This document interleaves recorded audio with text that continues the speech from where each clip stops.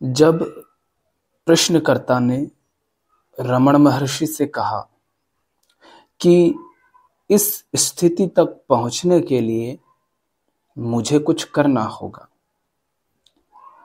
तब रमण महर्षि कहते हैं कि यह धारणा कि कोई लक्ष्य है और उस तक पहुंचने का कोई मार्ग है, यह गलत है। हम हमेशा लक्ष्य या शांति ही होते हैं। इस धारणा से छुटकारा पाना ही जरूरी है कि हम शांति नहीं हैं।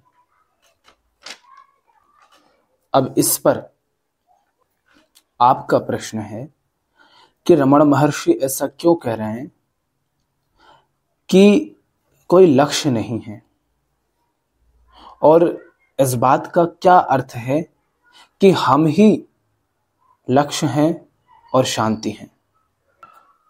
तो सबसे पहले प्रश्न को समझते हैं। प्रश्नकर्ता क्या पूछते हैं? रमण महर्षि से वे कहते हैं, इस स्थिति तक पहुंचने के लिए मुझे कुछ करना होगा। अब इन शब्दों के माध्यम से हम प्रश्नकर्ता के मन को समझने का प्रयास करेंगे और उसी के माध्यम से हम अपने मन को फिर देख पाते हैं, क्योंकि मन और मन में अर्थात उसकी प्रक्रिया में कोई अंतर नहीं होता है। प्रश्नकर्ता कह रहा है इस स्थिति तक, इस स्थिति से आशय क्या है उनका? वह स्थिति जिसको अलग अलग नाम से संबोधित किया जाता है। निर्वाण कह सकते हैं, मुक्ति कह सकते हैं, शांति की अवस्था, मौन की अवस्था, आत्मज्ञान की अवस्था, जो भी उसे नाम दो। प्रश्नकर्ता उसकी बात कर रहा है कि मुझे यदि वहां तक पहुंचना है तो मुझे कुछ करना होगा।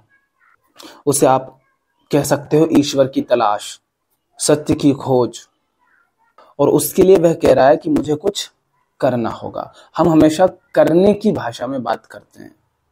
रमण महर्षि की सारी शिक्षा ही यह है कि देखो कि मैं कौन हूं, पूछो खुद से मैं कौन हूं, पता करो इसका। अर्थात वे बात कर रहे हैं कर्ता की, और प्रश्नकर्ता बात कर रहा है कर्म की, कि मुझे कुछ करना होगा। करने वाले का हमें कुछ नहीं पता। क्यों? क्योंकि हम स्वयं को कुछ मानकर पहले ही बैठे हैं। हमको ऐसा लगता है कि हम स्वयं को जानते हैं, और जो हम बने बैठे हैं, जो हम बन करके जी रहे हैं, हम ये मानते हैं कि वही हम हैं, वह मैं है। मैं आप तभी कह सकते हैं जब वास्तव में वह मैं हो, माने अपना हो। मगर जिस सब कुछ से आपका मैं निर्मित हुआ है, वह तो सब बाहरी है और सब लगातार परिवर्तनशील है। कभी भी उसको बदला जा सकता है। आपका नाम बदला जा सकता है, आपकी पहचान बदली जा सकती है, आपके अनुभव बदले जा सकते हैं, आपकी मान्यताएं, आपके विचार, विचारधारा, सब कुछ बदला जा सकता है। आपकी जाति, आपका धर्म, आपका देश, सब कुछ बदला जा सकता है ना। तो जिन सब से मिलकर के ये मैं बना है आप, जब आप कहते हैं मैं, तो जिससे मिलकर वह मैं बना है, वह तो लगातार परिवर्तनशील है। यदि वे मैं होता, यदि वे आप होते, तो उसमें बदल जाने की संभावना कैसे होती? वे बदल कैसे जा सकता था? वह जिसे आप आत्मज्ञान कहते हैं, ईश्वर कहते हैं, सत्य कहते हैं, जो भी नाम देते हैं, वह कुछ करने की बात नहीं है, वह बोध की बात है, जानने की बात है। और जानने में कुछ करना नहीं होता है। जानना माने सिर्फ जानना, बोध, देखना, मात्र देखना, निष्पक्ष अवलोकन। तो रमण महर्षि क्या कह रहे हैं? वे कह रहे हैं यह धारणा कि कोई लक्ष्य है और उस तक पहुंचने का कोई मार्ग है, यह धारणा ही गलत है। हमारे जो भी सारे लक्ष्य होते हैं वो कहाँ होते हैं? वो बाहर की दिशा में होते हैं। प्रश्नकर्ता जब कह रहा है कि इस स्थिति तक पहुंचने के लिए मुझे कुछ करना होगा, तब क्या वो अपने मैं पर सवाल उठाने की बात कर रहा है, अर्थात अपनी तरफ मुड़ने की बात कह रहा है, या वो जगत में ही कुछ करना चाहता है? अगर मैं की तरफ मुड़ रहे हो तो उसमें कुछ करना नहीं है, उसमें तो बस देखना है, खुद पर ध्यान देना है, अपने तन पर, मन पर, विचारों पर, चुनावों पर, मानसिक जो हलचल हो रही है, गतिविधियां हो रही है, क्रिया प्रतिक्रिया हो रही है, उनको देखना है कि चल क्या रहा है। लेकिन हमारी मान्यता है, ये हमको ऐसा बता दिया गया है कि वह जो है ना ईश्वर, अभी हम ईश्वर शब्द का इस्तेमाल करेंगे, कि वह जो ईश्वर है ना, वह कहीं आसमान में बैठा है, कहीं किसी पहाड़ी पर बैठा है, किसी गुफा में बैठा है, और तुम्हें उस तक पहुंचना है। तुम कहते हो मुझे उसकी खोज करनी है, ईश्वर की खोज करनी है, सत्य की खोज करनी है। कहाँ जाओगे सत्य की खोज करने? जिस चीज को, जिस वस्तु को तुम देखते हो, उसको तुम देखते तो अपनी ही आंखों से हो ना। देखने वाले तुम हो, सुनने वाले तुम हो, जाने वाले तुम हो। कहीं भी जाओगे तुम ही तो जाओगे ना। तुम जब यहीं पर साफ साफ नहीं देख पा रहे हो तो कहीं और जाकर साफ कैसे देख पाओगे? तुम जिसको खोजने जा रहे हो, जिसको तुमने अपना लक्ष्य बनाया है कि मैं उसकी खोज करूंगा, कैसे पहचानोगे उसको? यदि तुम्हारे पास उसकी कोई पहचान है तो फिर तो उसको खोजने की आवश्यकता ही नहीं है, क्योंकि तुम तो पहचानते हो उसको। और यदि तुम्हें पता ही नहीं उसका कुछ भी, तो वो तुम्हारे सामने से भी अगर गुजर रहा है, अभी तुम्हारे सामने है, तो भी तुम कैसे पहचानोगे? अगर तुम उसको अपना लक्ष्य बना रहे हो, ठीक, समझो महर्षि क्यों कह रहे हैं कि कोई लक्ष्य है, माने ईश्वर, सत्य, आत्मा, मोक्ष, मुक्ति, यह कोई लक्ष्य है, ऐसा मानना ही गलत है, ये धारणा ही गलत है। क्यों कह रहे हैं वे? इसलिए कह रहे हैं क्योंकि यदि इसे तुम लक्ष्य बनाते हो तो लक्ष्य का तो अर्थ है जिसके बारे में तुम्हें पता हो कि वह क्या चीज है। अपने जीवन के लक्ष्यों को देखो ना, कुछ पाना चाहते हो, कुछ करके दिखाना चाहते हो। क्या पाना चाहते हो, क्या करके दिखाना चाहते हो? और जो पाना चाहते हो, जो करके दिखाना चाहते हो, क्या उसको नहीं जानते? उसके बारे में पता है ना तुमको। उसी तरह से जिसे तुम आत्मा, सत्य, मोक्ष, मुक्ति, शांति कहते हो, ध्यान कहते हो, जो भी नाम देते हो, यदि उसे जानते ही हो तो फिर उसके लिए कुछ करने की आवश्यकता क्या है? कहीं पहुंचने की आवश्यकता क्या है? उसे तो जानते हो, और यदि जानते ही नहीं तो पहचानोगे कैसे अगर सामने भी होगा तो? तुम्हें मैं भेज दूं एक चौराहे पर खड़े होने के लिए कि यहां खड़े रहना, यहां पर ढेंचू आएगा। अब ना ढेंचू तुम्हें पहचानता, ना तुम ढेंचू को पहचानते। चौराहे पर तुम खड़े हुए हो, तुम्हारे सामने से लगातार लोग निकलते हुए जा रहे हैं, शाम हो गई है, तुम अभी तक घर नहीं लौटे हो। क्यों? क्योंकि ढेंचू तुम्हारे सामने से निकल गया और तुम्हें पता ही नहीं, और ना ही ढेंचू को पता कि तुम उसका इंतजार कर रहे हो। तो किसको खोजने जा रहे हो? कहां खोजने जा रहे हो? कैसे तुम उसको लक्ष्य बना सकते हो? कोई मार्ग नहीं है उस तक पहुंचने का। कोई मार्ग तो तब निर्मित होता है ना जब कोई मंजिल होती है, तो मंजिल पर ही हो, और मंजिल पर नहीं हो, तुम ही मंजिल हो। महर्षि कह रहे हैं कि धारणा गलत है कि कोई लक्ष्य है और उस तक पहुंचने का कोई मार्ग है। मार्ग किसका होता है? जो सीमित हो, जो क्षुद्र हो, और ये सब तो प्रकृति के क्षेत्र में आते हैं। आपको यूपी बिहार जाना हो, छत्तीसगढ़ और गुजरात जाना हो, मध्य प्रदेश या राजस्थान जाना हो, तो उसके लिए मार्ग उपलब्ध है। कोई लक्ष्य और कोई मार्ग केवल तभी हो सकता है जब मंजिल हो, और मंजिल सीमित हो, छोटी हो। पर जो सीमित है, क्षुद्र है, वो तो तुम्हारे जीवन में पहले ही इतना कुछ उपलब्ध है, और वो सब तो प्रकृति के क्षेत्र में है। वो सब जो प्रकृति के क्षेत्र में है वो है अनित्य, तो फिर उसको सत्य तो कह नहीं सकते तुम। शाश्वतता तो उसमें है नहीं, वो लगातार बदल रहा है।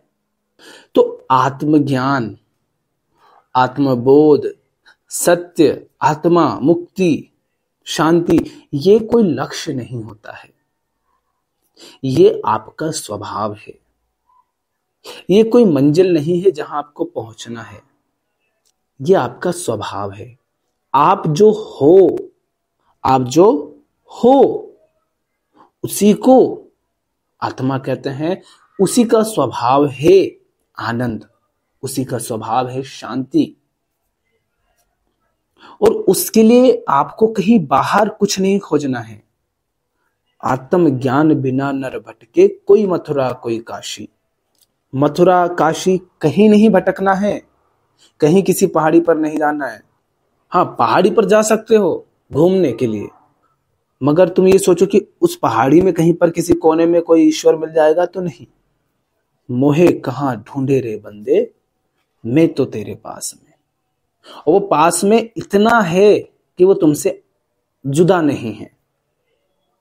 अभी 1-2 दिन पहले हमने बात की थी ना कि आत्मा माने वह जो अपना हो, और जो तुम्हारा अपना होगा वो तुम्हारे सबसे अधिक निकट होगा। और तुम्हारे सबसे अधिक निकट कौन है? तुम स्वयं। इसलिए रमण महर्षि आगे कहते हैं कि हम हमेशा लक्ष्य ही होते हैं, शांति ही होते हैं। लक्ष्य कहीं बाहर नहीं है, हम स्वयं ही लक्ष्य हैं, आप ही लक्ष्य हो। आपको बस इस धारणा से मुक्त होना है, इस बात को समझना है कि किस प्रकार आप बाहर की तरफ भटकते हैं। उपयोगी तरीके से अगर बताऊं तो आप इसको ऐसे कह सकते हैं कि ये जो मैं है ना, जिसको आप कहते हैं मैं, इसके ऊपर ये जो बहुत सारी आपने नकली, झूठी पहचाने, नाम, संस्कार, ज्ञान, झूठा ज्ञान, मान्यताएं, पूर्वाग्रह, विश्वास, अंधविश्वास, ये सारी जो परतें चढ़ा रखी हैं, इन परतों को हटाओ। क्यों? समझो, आप रास्ते से जा रहे हो, गलती से आप दलदल में गिर गए, फिर लोगों ने आपको निकाल दिया, आपका पूरा शरीर गंदगी से लथपथ है, चेहरा भी गंदा हो गया, मिट्टी लग गई है। अब आप दर्पण में स्वयं को देखते हैं तो आपको क्या दिखाई देता है? आपको वही दिखाई देता है ना जो तन के ऊपर है। क्या? वही मिट्टी, वही गंदगी। पर ये तन पर लगी है और अभी अभी लगी है तो आप इसे पहचान पाएंगे। मगर ये जो मैं के ऊपर चढ़ी हुई मिट्टी है, मैं के ऊपर चढ़ी हुई गंदगी है, ये इतनी पुरानी हो गई है और इतनी सख्त हो गई है, इतनी सूख गई है कि ये शरीर के साथ ही एक हो गई है। अभी शरीर के साथ चिपक गई, वैसे ही जैसे शरीर में अभी बहुत मैल है, मगर वो दिखाई नहीं देता। नहाते हो तब निकलता है, मस मस कर जब तन को धोते हो तो मैल निकलता है। वो मैल आपसे पूछा जाए कि आप है क्या, तो आप कहेंगे नहीं, ये मैं नहीं हूं। मगर थोड़ी देर पहले उंगली से उसी की ओर इशारा करके कहते थे ये मैं हूं। तुम्हारे भीतर से तुम अभी उल्टी करोगे, सारा जो कुछ खाया पिया बाहर निकलेगा। आपसे पूछा जाए कि क्या ये आप हो, आप कहेंगे नहीं, मगर जब वो तन के भीतर है तब आप उसी को कहते हैं मैं। तो जैसे तन पर मेल होता है, तन के भीतर बहुत कुछ होता है जिसे आप कहते हो कि ये मैं नहीं हूं, मगर नहीं जानने के कारण, ध्यान नहीं देने के कारण हम उसको स्वीकार कर लेते हैं कि ये सब मैं ही हूं। एक शब्द में शरीर की ओर इशारा कर देते, ये हूं मैं। उसी तरह इस मैं के ऊपर जो कुछ भी जोड़ रखा है वो बहुत पुराना है, उससे आपने स्वार्थ के रिश्ते जोड़ लिए हैं, उन पर तुम आश्रित हो गए हो, मगर वही तुम्हारे बंधन के कारण है। जो तुम हो वह लक्ष्य है, मगर जो तुम मानते हो वह तुम हो नहीं। जो तुम अभी बन करके जी रहे हो वो तुम हो नहीं। जो तुम स्वयं को मानते हो तुम वो नहीं हो। जो तुम जगत को समझते हो जगत वो नहीं है। न जगत वैसा है जैसा तुम उसे मानते हो, न तुम वैसे हो जैसे तुम स्वयं को मानते हो। और इस बात को बस जान लो कि जो मैं स्वयं को मानता हूं, जैसा मैं जगत को मानता हूं, क्या ये वैसा है? और यदि वैसा नहीं है तो फिर ऐसा मान करके जी क्यों रहा हूं? तो जो तुम मानते हो स्वयं को, वो झूठ है। वहां से यात्रा शुरू होती है भीतर की तरफ, और ये यात्रा चलती जाती है किसकी तरफ? उसकी तरफ जो तुम हो। इसी को कहते हैं नीति नीति, इसी को कहते हैं नकार, इसी को कहते हैं ये पूछना कि मैं कौन हूं, मैं कौन हूं। तो वो जो असली मैं है, जो नकली के नकार से अपने आप ही प्रकट होता है। जैसे अंगारे से अगर राख हटा दो तो अंगारा अपने आप धधकता हुआ दिखाई देता है। जैसे फर्श से गंदगी हटा दो तो फर्श अपने आप चमकता हुआ दिखाई देता है। जैसे कढ़ाई से तेल और सब्जी सब हटा दो अगर उसमें पानी डाल करके धो करके, तो वह चमकने लगती है। वैसे ही वह जो असली में है वह प्रकट होता है। अब इसकी कोई कल्पना नहीं करें, कोई छवि ना बनाएं, क्योंकि ऐसी छवि, कोई प्रकाश, ऐसा कुछ नहीं प्रकट होता है। बस इतना जान लो कि ये झूठा में हट जाता है तो सारे सवाल भी हट जाते हैं। बाहर जब तक शांति की तलाश करोगे नहीं मिलेगी, बाहर जब तक सच्चाई की खोज करोगे नहीं मिलेगी। बाहर जो कुछ भी प्रतीत हो रहा है, बाहर से आशय है, तन मन बुद्धि विचार, ये सब कुछ ये बाहर है, ये जगत बाहर है। इसका उपयोग करना है, मगर इसके माध्यम से चैन सुकून पाने की कोशिश नहीं करना है। तो रमण महर्षि कहते हैं कि हम हमेशा लक्ष्य ही होते हैं, शांति ही होते हैं। वे इसलिए कहते हैं क्योंकि आप ही माने आपका स्वभाव ही शांति है। शांति तो है ही, ये देखो कि तुमने अपने जीवन में अशांति कैसे एकत्रित कर ली। आनंद तो है ही, देखो कि तुम्हारे जीवन में इतना दुख क्यों, कहां से आ रहा है, ऐसा क्या कर रहे हो तुम जीवन में। ध्यान तो है ही, ये देखो कि क्या ऐसा पकड़ रखा है जो ध्यान में बाधा उत्पन्न करता है। बोध तो सहज है, देखो कि वे कौन सी मान्यताएं हैं, संस्कार हैं, धारणाएं हैं, अतीत का कौन सा झूठा ज्ञान है जो सच्चाई को साफ साफ देखने नहीं देता, जो बीच में आ जाता है। जो कुछ भी संस्कार से, संयोग से मिला है, जो कुछ भी शरीर के माध्यम से मिला है, अनुभव जिन्हें तुम एक्सपीरियंस बोलते हो, वह सब ही तो हैं जो सच्चाई को साफ साफ देखने से रोकते हैं। तो मंजिल बाहर नहीं है, तुम स्वयं मंजिल हो, बस तुम अपने आप को कुछ और मानते हो। जो मानते हो उसके झूठ को जान लो, तो जो हो बस वह रह जाओगे, फिर कहीं नहीं पहुंचना है। जैसे जैसे बोध गहरा होता जाता है, स्पष्टता आती जाती है, फिर कर्म उससे अपने आप होते हैं, फिर करना नहीं पड़ता, फिर कर्म होते हैं। डूइंग नहीं होती, हैपनिंग होती है। कर्म करना माने कर्ता हो जाना, और कर्ता तो कोई है नहीं। यही जानना है कि करने वाला कोई है नहीं, बस हो रहा है। अभी तो हम ये मानते हैं कि हम कर रहे हैं जो कुछ भी कर रहे हैं। जब ये देख पाओ कि कर तो कुछ रहे नहीं है, बस हो रहा है, संयोग, स्थिति, संस्कार, मान्यता, समाज, माहौल, देश, वातावरण, इन सब के परिणाम स्वरूप एक स्थिति बनती है, उसमें कुछ कर्म करते हैं, पर वास्तव में करते नहीं है, होता है वो तो, क्योंकि ऐसा संयोग बना। फिर आप करता नहीं रहते, फिर आप देख पाते हैं बस हो रहा है। आज के लिए इतना ही, धन्यवाद।